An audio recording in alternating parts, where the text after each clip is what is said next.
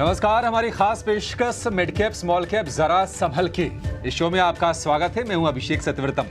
Mid cap और small cap fund पर AMFI की एडवाइजरी के बाद इन शेयरों को लेकर बाजार में सतर्कता बढ़ गई है, लेकिन बाजार का माहौल अभी अच्छा है, इकोनॉमी में तेजी जारी है, फ्लोज भी अच्छे आ रहे हैं। एसआईपी का आंकड़ा महीने दर महीने रिकॉर्ड बना रहा है। ऐसे में अब मिड कैप और स्मॉल कैप में क्या रणनीति हो, क्या अभी इन शेयरों में संभलने का वक्त है या तेजी जारी रहेगी, इसी पर लेकर आए हैं यह खास show mid cap small cap जरा संभल के।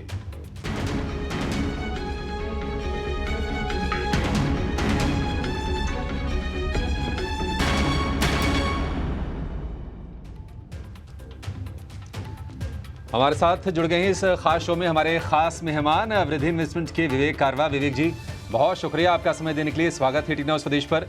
पिछले साल की बात करें या फिर अब से एक साल पीछे की बात करें विवेक जी, तो मिड कैप स्मॉल कैप में कमाल की हमने तेजी दिखी है। बहुत सारे ऐसे शेयर रहे हैं जो 3 गुना, 4 गुना, 5 गुना हुए। उसमें सरकारी कंपनियों की फहरिस्त काफ़ी लंबी है, लेकिन कहीं ना कहीं मार्केट रेगुलेटर सेबी की आशंका है कि फ्रॉथ हो रहा है। एमफी को कुछ दिशा निर्देश दिए गए। एमफी ने जो म्यूचुअल फंड मेंबर्स हैं उनसे कहा कि कुछ ऐसा मैकेनिज्म बनाएं, कुछ ऐसी पॉलिसी लाएं ताकि फ्लोज को नियंत्रित किया जा सके। आप इस तेजी को कैसे देख रहे हैं, और क्या आपको भी लगता है कि थोड़ा सा सतर्क रहने की, सावधान रहने की जरूरत बढ़ गई है क्योंकि डर थोड़ा ज्यादा है अब? तो नमस्कार अभिषेक। पहली चीज तो देखिए, ये जो फ्रॉड है ये तो मैं कई दिनों से इनफैक्ट बोल रहा हूँ। आप करीबन 15-20 दिनों पहले का एक मेरा पोस्ट भी देख सकते हो फेसबुक और ट्विटर पे, जहाँ पे मैंने कहा है कि मिड कैप और स्मॉल कैप मतलब जो लॉन्ग टर्म एवरेजेस है उससे काफी ऊपर ट्रेड कर रहे हैं। अब ठीक है, अब सेबी की नजर जब पड़ी है तो पूरा मार्केट उस पर ध्यान दे रहा है, अच्छी बात है ये। और मुझे लगता है कि आज भी आप अगर देखो तो कुछ कुछ पॉकेट्स में ये एक ब्लैंकेट स्टेटमेंट नहीं देंगे कि सारे स्मॉल कैप्स महंगे हैं या सारे स्मॉल कैप्स अच्छे नहीं है। देखिए, 2-3 चीजें हुई थी पर्टिकुलरली डिमोनेटाइजेशन के बाद और कोविड के बाद, और जितने कंप्लायंसेस आज के दिन स्ट्रिक्ट हो रहे हैं, तो आप समझ लीजिए कि जो भी बुक्स में कुकअप होता था स्मॉल कैप और मिड कैप कंपनीज में, वो आज के दिन ना बहुत कम हो रहा है। इनफैक्ट लार्ज कंपनीज में भी होता था, वो भी बहुत कम हो रहा है। आज के दिन जितने भी मतलब ऑडिटर्स है वो बहुत डबल सतर्क है, क्योंकि आज आप अगर कुछ गलत साइन करते तो आपका भी अरेस्ट हो सकता है। और कंप्लायंस इतना अच्छा है जीएसटी के कारण कि जो सही में बिजनेस ये स्मॉल कैप कंपनीज कर रही थी, ये आपको बैलेंस शीट में देखने को मिल रही है। और इसके कारण कई स्मॉल कैप कंपनीज री रेटिंग हुई है और स्टॉक्स ऊपर जा रहे हैं। लेकिन जिस हिसाब से पैसा फ्लो हो रहा है, अब अगर आप एसआईपी जो आज ओवरऑल 18,000 करोड़ करीबन है, उसमें से 50% से लगभग थोड़ा सा ज्यादा खाली स्मॉल कैप फंड्स में रिडायरेक्ट हो रहा है। तो ये यहाँ पे दिक्कत आ रही है। अब म्यूचुअल फंड्स क्या करे, और रिटेल भी ज्यादातर स्मॉल कैप्स में इन्वेस्ट करते हैं। उदाहरण के लिए मैं बोल रहा हूँ, 30 सेकंड लूंगा खाली। देखिए, कुछ कुछ स्मॉल कैप फंड्स बाजार में 30,000 करोड़, 40,000 करोड़ के हैं आज के दिन। अब आप समझ लो, एक स्मॉल कैप कंपनी है जिसका वैल्यूएशन मार्केट कैप है 5,000 करोड़। अब ये 30,000 करोड़ वाला जो फंड है वो खाली 5% आपको, मतलब वो सोचे कि ये स्मॉल कैप कंपनी बढ़िया है, इसमें मुझे एक बाइंग करनी चाहिए। 5% 30,000 करोड़ का 1,500 करोड़ होता है। अब आप 5,000 करोड़ की कंपनी में अगर आप 1,500 करोड़ का मतलब बाइंग करोगे तो उस कंपनी के शेयर प्राइस का क्या होगा? तो यहाँ पे फिर आपका शेयर होल्डिंग भी इतना बढ़ जाएगा। 5,000 करोड़ में अगर 1,500 करोड़, तो परसेंटेज वाइज आप देख सकते हो इतना बढ़ जाएगा कि जिस दिन आपको निकलना होगा ये आप बेच नहीं पाओगे। तो इसके कारण सेबी की नजर उस पे आई है फाइनली। और जो भी हो रहा है अच्छा हो रहा है, क्योंकि इन्वेस्टर्स इंटरेस्ट लास्ट में प्रोटेक्ट होना चाहिए। बाजार का स्ट्रेंथ ही होता है कि इन्वेस्टर्स को कॉन्फिडेंस होना। चाइना पे लोग क्यों नहीं कॉन्फिडेंस करते? क्योंकि चाइना में कभी भी कुछ भी हो सकता है, लेकिन इंडिया में वैसा नहीं है। तो अच्छा हो रहा है, और मुझे लगता है कि कुछ कुछ पॉकेट्स में सही में ओवर वैल्यूएशन है, वहां पे करेक्शन देखने को मिलेगा। और कुछ स्मॉल कैप्स बहुत अच्छे हैं आज भी, और आपको लॉन्ग टर्म में रिटर्न्स भी देंगे। जी ठीक है, हमारे पास मिड कैप के, स्मॉल कैप के शेयरों की एक लंबी फहरिस्त है। हम एक-एक करके इन शेयरों के बारे में सवाल पूछते जाएँगे और विवेक जी से राय लेंगे और हम उम्मीद करके चल रहे हैं कि हमारे पास जो लिस्ट है, इसमें से कुछ शेयर आपके पास ज़रूर होंगे। ऐसा हो ही नहीं सकता कि आप इनसे बच जाएँ, क्योंकि इसमें सरकारी कंपनियाँ भी हैं, फंडामेंटली बहुत मजबूत कंपनियाँ हैं और इस तेज़ी के बाद भी ऐसी कई सारी कंपनियाँ हैं, जहाँ वैल्यूएशन उतने रिच या उतने महँगे नहीं हुए हैं। शुरुआत करेंगे हम बीएसई के साथ, एक्सचेंज चलाने वाली कंपनी बीएसई। साल भर में 432% का रिटर्न है। महीने भर की बात कर लें तो 11% ये शेयर चला है। कुछ-कुछ चार्जेस बढ़ाए हैं बीएसई ने। वायदा में अगर अपने मार्केट शेयर को बढ़ाने के लिए भी प्रयास कर रही है एक्सचेंज ये। बीएसई, विवेक जी, आपको लगता है कि इतनी बड़ी तेज़ी के बाद भी अभी इसमें गुंजाइश है चलने की, या फिर जिनके पास है वो निवेशित रहें, या फिर आपको लगता है कि अब मौका हो गया है और वैसे भी एथिकली 4 गुना जब शेयर हो जाए थोड़ी सी प्रॉफिट टेकिंग के बारे में सोचना चाहिए? आपका विचार क्या है? आप क्या सलाह देंगे? देखिए, ऐसा नहीं है कि एक ब्लैंकेट रूल होता है वापस, कि अगर स्टॉक डबल हो गया या 4 गुना हो गया, 10 गुना हो गया तो हमको प्रॉफिट बुक कर लेना चाहिए। कभी-कभी क्या होती है कि जो सही में जो कंपनी है वो इतना अच्छा प्रदर्शन करती है और बिजनेस इतना अच्छा होता है कि 4 गुना होने के बाद और वापस 4 गुना भी हो सकता है। ये सब पॉसिबिलिटी हो सकता है बाजार में, और ये कई कंपनीज में हमने देखा है। तो अब बीएसई का क्या हुआ, एक ही इकलौता एक्सचेंज था एमसीएक्स के अलावा जो लिस्टेड था इक्विटी स्पेस में। और अब उनका जो डेरिवेटिव पार्टिसिपेशन है, मतलब कई सेगमेंट्स में वो आज भी लीडर्स है, खाली इक्विटी डेरिवेटिव्स में नहीं है। इक्विटी में थोड़े पीछे चल रहे थे, लेकिन थोड़ा बहुत इक्विटी डेरिवेटिव्स में भी उनको एक ट्रैक्शन मिल रहा है। अगर ये जारी रहता है तो मुझे लगता है कि स्टॉक का टॉप से तो काफी नीचे आ चुका है। इसके लिए बहुत ज्यादा डाउनसाइड इसमें है नहीं, आपको होल्ड करना चाहिए। और ये धीरे-धीरे वापस ऊपर जाएगा। अब एक और चीज़ है, जब एनएसई लिस्ट होगा, अब एनएसई लिस्ट होते-होते पता नहीं हम लोग बूढ़े हो जाएँगे क्या? लेकिन हाँ, जब भी एनएसई लिस्ट होगा, आपको दिखेगा कि एक रीवैल्यूएशन आपको बीएसई में भी देखने को मिलेगा। तो इसके लिए होल्ड कीजिए। ये कंपनी रन अप हुआ है, लेकिन मुझे लग रहा है कि अभी भी वर्थ होल्डिंग है ये। ठीक है, बीएसई को होल्ड करने की सलाह है। रिफाइनरी स्पेस की कंपनी है एमआरपीएल और ये ओएनजीसी की सब्सिडरी भी है। एमआरपीएल में हमने एक बहुत ही गजब की तेज़ी देखी है, मतलब कमाल किया है, रिकॉर्ड हाइज पर जाकर अब ये शेयर ट्रेड कर रहा है और पिछले महीने भर की भी रैली अगर आप देखेंगे तो 29-30% ये शेयर चला है। ऊपरी स्तरों से थोड़ा-थोड़ा सब नीचे ज़रूर आया है, लेकिन साल भर में बहुत ही गजब की रफ्तार, करीब-करीब 4.5 गुना ये शेयर हुआ है। 350% के आसपास तक के रिटर्न्स दिए हैं एमआरपीएल ने। निश्चित तौर पर अब इस तेजी के बाद एमआरपीएल के वैल्यूएशंस थोड़े से महंगे हो गए हैं, लेकिन क्या महंगी वैल्यूएशन पर भी ये वाजिब है? ठीक है कंपनी, निवेशित रहने लायक? विवेक जी, आपकी क्या सलाह है? एमआरपीएल को होल्ड करें या फिर थोड़ी सी प्रॉफिट टेकिंग कर लें इसमें अब? आज या कल ही एक रिपोर्ट आई है जो ऑयल मार्केटिंग कंपनीज और ऑयल रिफाइनरीज पे बात करती है। और मुझे लग रहा है कि ऑयल रिफाइनरीज यहाँ से और अच्छा करेगा। अब तो इसके लिए मेरा एमआरपीएल पे भी होल्ड रहेगा। मुझे लगता है कि वापस ये 250 तक जा सकता है, और इस पे एक स्टॉप लॉस रखिए। देखिए, ये सेक्टर्स ऐसे हैं जो ऊर्जा रिलेटेड है, ऑयल तेल रिलेटेड है, और क्रूड स्टेबल है। तो इस सब का फायदा इन कंपनीज को मिलेगा। तो आज भी अगर वैल्यूएशन वाइज देखो, हाँ, हम लोग नीचे से देखेंगे तो दिखेगा कि बहुत चल चुका है। लेकिन स्ट्रिक्टली जो आज वैल्यूएशन है, पहले के मुकाबले महंगा है, लेकिन फिर भी आपको 8-9 की पी पे मिल रहा है। और मुझे लगता है कि ये आपको 250 तक वापस दिखा सकता है, तो इसके लिए इसको भी होल्ड करना पड़ेगा। ठीक है, एमआरपीएल को भी होल्ड करने की सलाह। अगला शेयर हमारे लिस्ट में है वो है सुज़लॉन का। सुज़लॉन की कहानी भी ऐसी रही है। हालांकि 10 रुपए से कम के भाव वाला शेयर हो गया था, लेकिन उसके बाद इसने चलना शुरू किया और 2023 में इसने अपना दम दिखाया। 50 रुपए के आसपास तक के भाव इसके हो गए थे, वहां से थोड़ा सा नीचे आया है। लेकिन विवेक जी, पिछले अगर हम 3-4 महीने की बात करें, नवंबर से लेकर अब तक का जो समय बीता है, मार्च से जो शुरुआत हो गई है, तो 40 से 50 रुपए की रेंज में ही रहा है। अब ये चल नहीं रहा है। आपको लगता है कि यहां से भी सुज़लॉन के लिए कोई ट्रिगर बनेंगे, या फिर ट्रिगर्स अब एग्जॉस्ट हो चुके हैं, शेयर बहुत चल चुका है? जिनके पास 8 रुपए, 10 रुपए, 20 रुपए वाले भाव पे शेयर है ये, अब वो यहां से निकल जाए, एग्जिट कर ले तो बेहतर होगा। अभिषेक, सुज़लॉन ऐसे हुआ था कि मतलब मार्केट ने, सब इन्वेस्टर्स ने इसको राइट ऑफ कर दिया था कि इसका कुछ नहीं होने वाला है। लेकिन अचानक पता चला, क्योंकि सरकार का बहुत फोकस था सोलर सेक्टर पे, और ओवरऑल सब्सिडीज, सोलार मतलब रूफटॉप सोलार, ये सारा उन्होंने चालू किया। लेकिन पता चला कि रात को तो ये काम करेगा ही नहीं ना, तो रात को तो आपको फिर भी हवा चाहिएगी, और इसके लिए वापस विंड एनर्जी पे भी एक फोकस आया, क्योंकि सोलर आपको दिन में चलेगा और विंड एनर्जी ऐसी है जो आपको 24 आवर्स चल सकती है।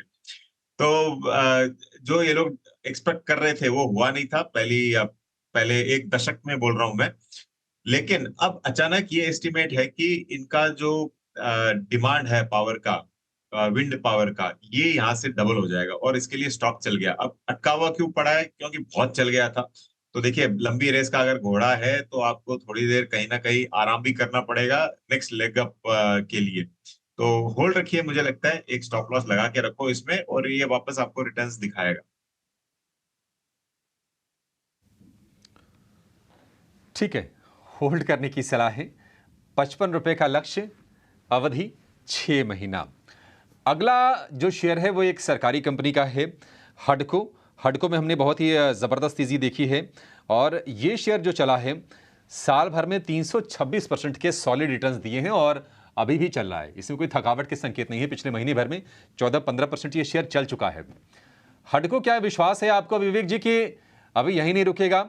चूंकि सरकार की इंफ्रा स्टोरी है, आगे चुनाव, बजट, तमाम इवेंट्स भी आने वाले हैं। हालांकि ये शेयर चला है, लेकिन क्या अभी भी वेल प्लेस्ड है या फिर महंगा हो गया ये? तो अभिषेक, अभी तक आपने ऐसे शेयर्स लिए हैं जो फंडामेंटली बहुत ही स्ट्रांग कंपनीज है, तो लोग सोचेंगे कि तो दर्शक है वो सोचेंगे कि सब पे होल्ड दिए जा रहे हैं और बात कर रहे हैं स्टॉक्स महंगे की। देखिए, वैसा नहीं है। हडको भी एक हाउसिंग डेवलपमेंट साइड में है ये, और जितना सरकार का फोकस है इंफ्रास्ट्रक्चर और हाउसिंग पे, ये अगले बजट में 5 जुलाई को अगला बजट आएगा जो फुल फ्लेश बजट होगा, उसमें आपको दिखेगा कि वापस सरकार लाखों करोड़ों खर्च कर रही है। तो इसके लिए ऑन डिप्स आपको बाई करना है। आपको ये फिलहाल अगर आपके पास है तो होल्ड करिए। और जब मैं बोलता हूँ, देखिए, ये सब स्टॉक ऐसे है ना, आज के दिन 6 महीने से लेके 1 साल की अवधि आप रखिए सब में, और मुझे लगता है कि ये भी आपको होल्ड करना चाहिए, और एक रिकवरी वापस ये दिखाएगा स्टॉक। और ज्यादातर जितने भी आज स्टॉक बात कर रहे हैं हम लोग, ऊपर के स्तरों से काफी करेक्शन दिखा चुके हैं, तो इसके लिए थोड़ा सा फ्रॉथ में कम हुआ हुआ है। ठीक है, हडको को भी होल्ड करने की सलाह है। इसी स्पेस से जुड़ी हुई ही एक कंपनी है एनबीसीसी। ये भी सरकारी कंपनी है, नवरत्ना स्टेटस वाली कंपनी है ये। 300% के रिटर्न्स दिए हैं।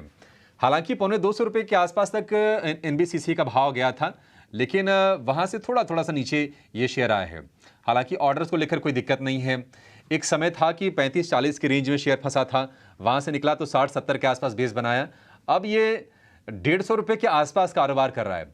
ऑर्डर्स को लेकर कोई दिक्कत नहीं है, सरकारी कंपनी है ही। दिल्ली एनसीआर में अगर कोई रहता होगा वो उसको तो बहुत सारे प्रोजेक्ट्स दिखते भी होंगे एनबीसीसी के हर जगह। एनबीसीसी क्या इसमें निवेशित रहे, इसको होल्ड करें विवेक जी? अभिषेक, फाइनली एक ऐसा स्टॉक आया जहां पे मैं प्रॉफिट बुकिंग की भी सलाह दूंगा। और देखिए, ये मार्च में ज्यादा हाँ, 1 साल पहले मार्च में ये करीबन 35-37 रेंज में था। अब आज ये हुआ है कि 1 साल में उसके आगे एक लग गया है, तो 135-37 का हो गया ये आज। अ, काफी रनअप आ चुका है, और जैसे मैंने कहा, बजट में हो सकता है कि वापस खर्चा वगैरह बढ़ाए सरकार। लेकिन अगले साल, 1.5 साल, 2 साल तक का जो पॉजिटिव इम्पैक्ट आना है, मुझे लगता है कि ऑलरेडी प्राइस में फैक्टर्ड इन है। तो ज्यादातर इंफ्रा स्टॉक्स वैसे दिख रहे हैं मुझे, तो ऑन डिप्स आप इसको देख सकते हो। फिलहाल तो मुझे लगता है कि जैसे जैसे ये ऊपर जाता है आपको प्रॉफिट बुक करना चाहिए। महंगा लग रहा है मुझे, काफी महंगा लग रहा काफ़ी महंगा लग रहा है, इसमें प्रॉफिट बुकिंग की सलाह है एनबीसीसी के शेयर में। जेबीएम ऑटो, बस बनाने वाली कंपनी, और जिस तरह से हम देख रहे हैं कि इलेक्ट्रिफिकेशन पर, ईवीज पर जोर है, शहरीकरण वाला ये शेयर है, तो निश्चित तौर पर इसके लिए ऑर्डर बढ़ते जाएंगे, इसमें कोई दो राय नहीं है। बहुत चला है ये शेयर, और साल भर की ऊंचाई पर जाकर ये ट्रेड कर रहा है फिलहाल। बस वाली कंपनी विवेक जी, 2170 रुपये का भाव हो गया। हमने 2400-2500 के रेंज में शेयर को देखा, वहां से थोड़ा सा नीचे जरूर आया है।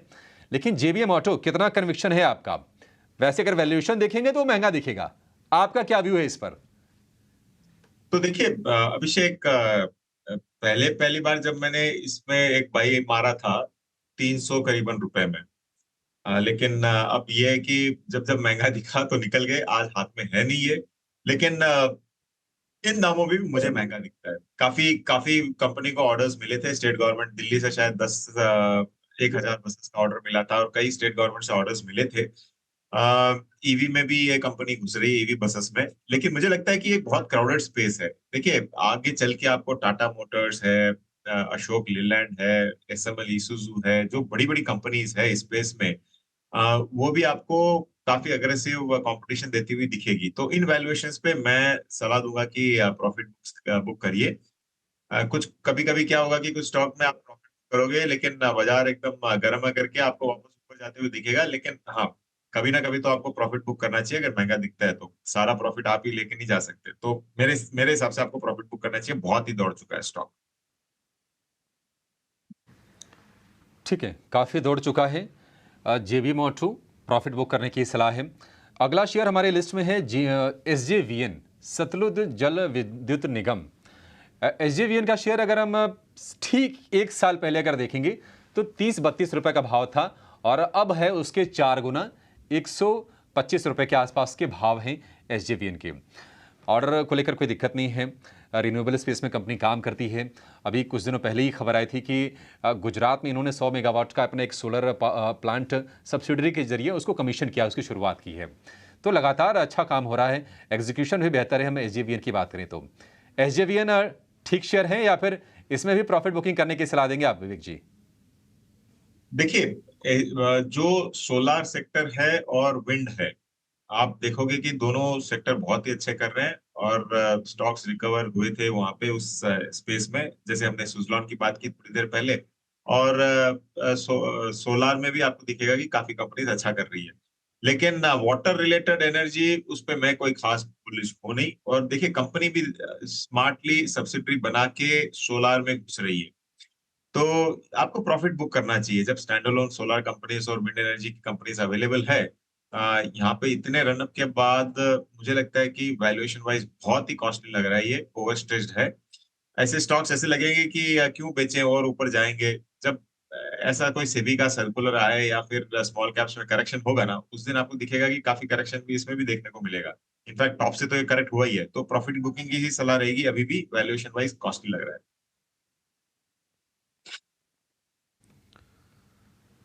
ठीक है, वैल्यूएशन के हिसाब से कॉस्टली लग रहा है। SJVN में प्रॉफिट टेकिंग करने की सलाह है। अगला शेयर डिफेंस स्पेस से, शिपिंग से भी इसको जोड़ सकते हैं आप। कोचिन शिपयार्ड का शेयर साल भर में 276% के रिटर्न्स हैं। थोड़ी सी सुस्ती हाल फिलहाल हमें देखने को मिल रही है। ऑर्डर्स की कोई दिक्कत नहीं है और अच्छी चीज़ ये है कि सरकार का फोकस भी है मेक इन इंडिया पर, आत्मनिर्भर भारत पर। और डिफेंस को लेकर खर्चे कम नहीं होंगे, कम से कम इस बात के लिए गारंटी भी है सरकार की ओर से। कोचिन शिपयार्ड, इसमें क्या करें? कोचिन शिपयार्ड में निवेशित रहें? देखिए निवेशित रहिए, और अगर आपको डिप्स मिलता है ना तो इसमें फ्रेश बाइंग कीजिए, इन दामों में नहीं। अब जो डिफेंस प्ले है, देखिए वापस काफी स्टोरी इनबिल्ट हो चुकी है प्राइजेस में। जितनी भी डिफेंस कंपनीज है उनको दिख रहा है कि अगले 2 साल 3 साल में क्या होगा, और उस बेसिस पे स्टॉक्स ऑलरेडी आपको रैली दिखा चुके हैं। तो मैं कोई मतलब मुझे अचंभा नहीं होगा अगर आप यहाँ पे खरीदते हो और अगले 2 साल कोई रिटर्न नहीं मिलता है। तो ये आपको दिमाग में रखना चाहिए। एक उदाहरण देता हूँ, ऐसे कैसे सर हो सकता है, कोई पूछ सकता है। केमिकल स्पेस देख लीजिए, केमिकल स्पेस इतना रनअप दिखाया था और पिछले शायद 2-2.5 साल से उसमें कोई रिटर्न्स नहीं है। अब बात कर रहे हैं कि वापस हो सकता है कि रिटर्न्स आए। तो अगर फ्यूचर फैक्टर इन हो चुका है तो ये इस डिफेंस रेलवे में भी आ सकता है, पॉसिबिलिटी है। तो इसके लिए ऑन डिप्स आप देखिएगा, यहाँ पे या तो प्रॉफिट बुक करो या बस हिम्मत है तो बस होल्ड करो बस। हिम्मत है तो होल्ड करें। हाँ ठीक है, ये राय। अब कुछ ऐसे शेयर्स हैं जहां पर ना मैं जोड़े में शेयर रखूंगा विवेक जी आपके सामने, क्योंकि ये शेयर कहीं ना कहीं जोड़े में चलते भी हैं। रेलवे वाले 2 शेयर, IRFC और RVNL, 4 गुना 5 गुना ये शेयर हुए हैं। लेकिन पिछले महीने भर में देखने को ऊपरी स्तरों से प्रॉफिट टेकिंग आ रही है और रेलवे को लेकर जो तमाम एक्सपर्ट्स हैं सतर्क भी कर रहे हैं कि बहुत ज़्यादा ये चल गया स्पेस, थोड़ा सा सावधान रहने की ज़रूरत है। क्या आपका भी यही मानना है? देखिए, ये सारी सरकारी कंपनीज है और जब यहाँ से 20-20%, 30-30% ऊपर थी, तब मैंने तो एक कॉन्ट्रा ओपिनियन दिया था कि सब में आपको प्रॉफिट बुक करना चाहिए।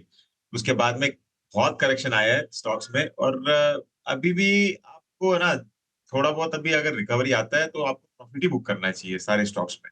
देखिए, रेलवे कंपनीज है, कुछ भी अगर सरकार की तरफ से मतलब अब सरकार का मूड कब चेंज हो किसी को नहीं मालूम, उन्हीं की कंपनीज है। समझ लो एक भी अगर पेमेंट रोक देते हैं रेलवे से, तो ये कंपनीज आपको स्ट्रेस में देखने को मिलेगी। मुझे लगता है कि प्रॉफिट बुक करिए। कंपनी अच्छी है फंडामेंटली, लेकिन जैसे मैंने कहा अगले कुछ सालों में क्या होगा वो ऑलरेडी प्राइस में इनबिल्ट है। तो इसके लिए आपको प्रॉफिट बुक करना चाहिए। तो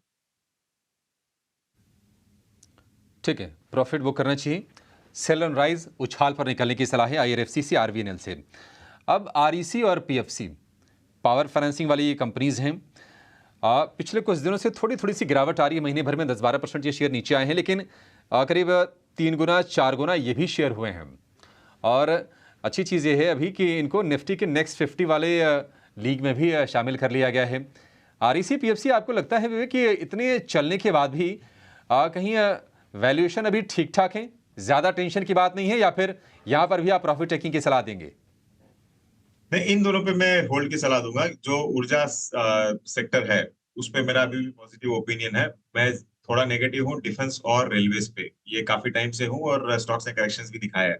लेकिन जो ऊर्जा है, मैंने जैसे कहा था कि कुछ सालों में जो खपत है भारत में ये यहाँ से आपको बढ़ती हुई दिखेगी और जैसे जैसे ईवी बढ़ता है और भी ये खपत आपको बढ़ते हुए ही दिखेगी। तो ये सारे स्टॉक्स मतलब इग्नोर्ड बोलते हैं ना एकदम अभी जैसे पिक्चर एक रिलीज हुई है लापता लेडीज, वैसे लापता स्टॉक्स थे ये बाजार में। फाइनली बाजार ने इनको दिखा है और स्टॉक्स अच्छे कर रहे हैं। लॉन्ग टर्म में मुझे लगता है कि ये और भी अच्छा करेंगे। तो आपको अगर लेना है, जैसे जैसे मार्केट में थोड़ा बहुत करेक्शन, और ये करेक्शंस आपको हम लोग देख रहे हैं पिछले 1 महीने से, कभी ऊपर कभी नीचे बाजार वैसे चल रहा है, ये आपको वॉलेटिलिटी में नीचे के स्तरों पे भी मिलेंगे। उस वक्त आप धीरे धीरे इसमें खरीदारी कर सकते हो। होल्ड करने की सलाह है। अगला शेयर कैपिटल गुड्स वाली कंपनी BHEL। एक समय था कि सवाल ये उठता था कि BHEL 100 रुपये कब पार करेगा। ऑर्डर बुक को लेकर कोई दिक्कत नहीं है, बढ़िया स्ट्रांग ऑर्डर बुक है BHEL की, लेकिन 100 रुपये जब पार किया तो उसके बाद शेयर को जैसे पंखे लग गए। 200 भी पार किया, अब तो 250-250 रुपये के रेंज में जाकर ये शेयर कारोबार कर रहा है। BHEL इसमें क्या होल्ड करें, निवेशित रहें इसमें? देखिए, कैपिटल गुड्स और मैं इसको वापस ऊर्जा सेक्टर से लिंक करूंगा और इसके लिए कंपनी अच्छी कर रही है और मुझे लगता है कि आगे चल के अगर REC PFC और ऊर्जा बढ़ता है तो ये कंपनी भी आपको इंफ्रास्ट्रक्चर के लिए उस मतलब ऊर्जा सेक्टर के इंफ्रास्ट्रक्चर के लिए ये कंपनी अच्छा करती रहेगी। अब बहुत ही इग्नोर्ड कंपनी थी बाकी कंपनीज के जैसे। मुझे लगता है कि होल्ड करना चाहिए इसको भी, पर्टिकुलरली बिकॉज ये ऊर्जा सेक्टर से है। और ऑर्डर बुक भी मुझे एग्जैक्ट नंबर याद नहीं है, लेकिन शायद 18,000 करोड़ का इनका ऑलरेडी ऑर्डर बुक है हाथ में। तो कई साल का ऑर्डर बुक मतलब दिख रहा है, विजिबिलिटी दिख रहा है कि कंपनी अच्छा करेगी। BHEL को होल्ड करने की सलाह है। अब समय की कमी है बहुत, लेकिन क्विकली 2 शेयरों पर एक साथ मैं आपके सामने रख दूंगा विवेक जी। फैक्ट और प्रेस्टीज एस्टेट्स साल भर में ये 3 गुने हुए हैं। थोड़ा थोड़ा ऊपरी स्तरों पर प्रेशर दिख रहा है, हालांकि दोनों अलग अलग सेक्टर की है, एक केमिकल फर्टिलाइजर वाली है, एक रियल एस्टेट वाली है, लेकिन एक साथ आप राय दीजिए करना क्या है दोनों में?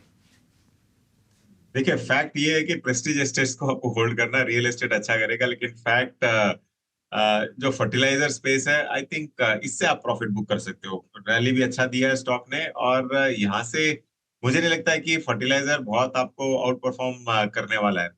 जो स्पेशलिटी केमिकल स्पेस है वहां पे आप देख सकते हो, लेकिन पर्टिकुलरली फर्टिलाइजर्स तो अवॉइड ही रहेगा। Prestige estate, overall real estate अच्छा है और अगर इंटरेस्ट रेट्स नीचे आती है तो सारे के सारे स्टॉक्स और अच्छे करेंगे। तो प्रेस्टीज एस्टेट आप फिर भी होल्ड कर सकते ठीक है, प्रेस्टीज होल्ड है, फैक्ट अवॉइड है, सेल एंड राइज की रणनीति है। चलिए, इसी के साथ इस शो को यहाँ पर हम समाप्त करेंगे। विवेक जी, आपका बहुत शुक्रिया आज सभी शेयरों पर बहुत ही बारीकी से हमारे दर्शकों को गाइड करने के लिए। इस शो को यहाँ समाप्त करेंगे, एक छोटा सा ब्रेक लेंगे, लेकिन आप ईटी न्यूज़ स्वदेश के साथ बने रहिए।